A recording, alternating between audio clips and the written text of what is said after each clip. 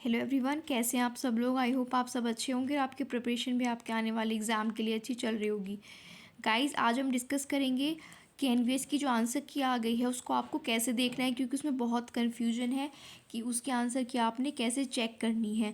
तो step by step हम बात करेंगे आप कैसे अपने आंसर की को चेक कर सकते हैं। ये आप सामने देख रहे हैं सिलेक्शन मेट, ये हमारा चैनल है टेलीग्राम पर, आप इसको ज्वाइन कर सकते हैं। यहाँ पर मैंने एक लिंक दिया है जो कि डायरेक्ट आपको लॉगिन कराएगा, ठीक है, जहाँ से आप अपना रोल नंबर और डेट ऑफ बर्थ डालकर अपनी आंसर की देख सकते हैं। यहाँ पर लिखा हुआ है एनवीएस आंसर की इज़ आउट और नीचे एक लिंक है, इस पर हम क्लिक करेंगे। तब हम इस पर क्लिक करेंगे तो हमारे सामने एक इंटरफेस ओपन होगा नवोदय विद्यालय समिति का, ठीक है। तो यहाँ पर आपने सबसे पहले अपना रोल नंबर फिल करना है और नीचे डेट ऑफ बर्थ फिल करनी है। दोनों फिल करने के बाद आपको क्या करना है, लॉगिन करना है, ठीक है। अब आप यहाँ पर देख सकते हैं इस तरह से इंटरफेस आपके सामने ओपन हो जाएगा, ठीक है। यहाँ पर इस तरह के आपके सामने एक इंटरफेस होगा। सबसे पहले लिखा है डाउनलोड मास्टर क्वेश्चन पेपर, ठीक है। फिर लिखा हुआ है व्यू और डाउनलोड एग्ज़ाम क्वेश्चन पेपर, और इसमें आपकी क्या है, आंसर की है। तो ये तीनों चीज़ें आपको डाउनलोड करनी है। एक जो मास्टर क्वेश्चन पेपर है उसको भी आप डाउनलोड करेंगे, फिर जो आपका एग्ज़ाम क्वेश्चन पेपर होगा वो आप डाउनलोड करेंगे जिसमें आपका रिस्पॉन्स होगा, और एक फ़ाइनल तीसरी क्या है इसमें, जो आंसर की है, इसमें सिर्फ आंसर्स दिए हुए हैं, आप वो डाउनलोड करेंगे, ठीक है। जो मास्टर क्वेश्चंस पेपर है उसमें सारे सब्जेक्ट के क्वेश्चंस ज़िप फॉर्म में हैं। मान लीजिए आपको जीए चेक करना है, तो जब आप इसको ओपन करके एक्सट्रैक्ट कर लेंगे फाइल को तो जीए का सेक्शन ओपन हो जाएगा और उसमें क्वेश्चन नंबर 1, 2 से 10 नंबर तक क्वेश्चंस होंगे, ठीक है।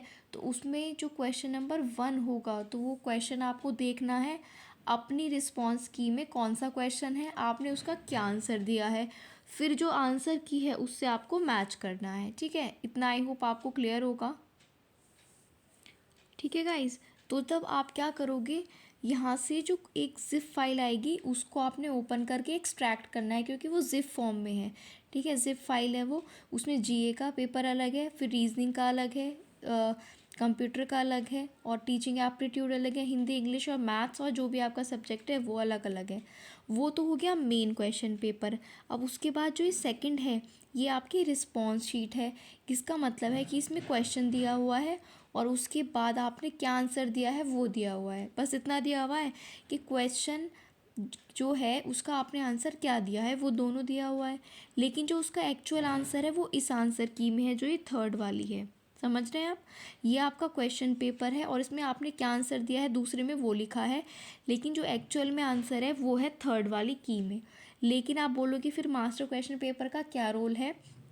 उसका रोल ये है कि जब आप मास्टर क्वेश्चन पेपर, मान लीजिए आपने जीए का ओपन किया, तो जो मास्टर क्वेश्चन पेपर में पहला क्वेश्चन है ना, तो वही जो मेन आंसर की है उसके अकॉर्डिंग आंसर दिए हुए हैं, लेकिन आपकी जो रिस्पॉन्स शीट होगी उसमें आप उस क्वेश्चन को ढूंढेंगे, आप देखेंगे आपने उसका क्या आंसर मार्क किया है, फिर इस क्वेश्चन नंबर के अकॉर्डिंग इस आंसर की में आप उसको चेक करेंगे, ठीक है।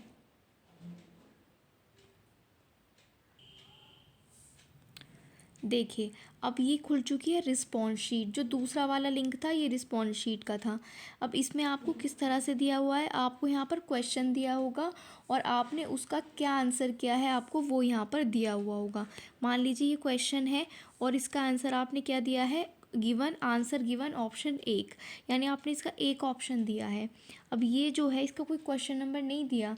अब इस क्वेश्चन को आपने देखना है कि इसमें जो मास्टर क्वेश्चन पेपर है कि इस क्वेश्चन का मास्टर क्वेश्चन पेपर में क्या क्वेश्चन नंबर है, ठीक है। फिर वो क्वेश्चन नंबर ही आप मेन आंसर की में देखेंगे। मान लीजिए उसमें ये क्वेश्चन थर्ड है, ठीक है, मास्टर आंसर की में ये जो क्वेश्चन है वो कौन सा है, थर्ड है।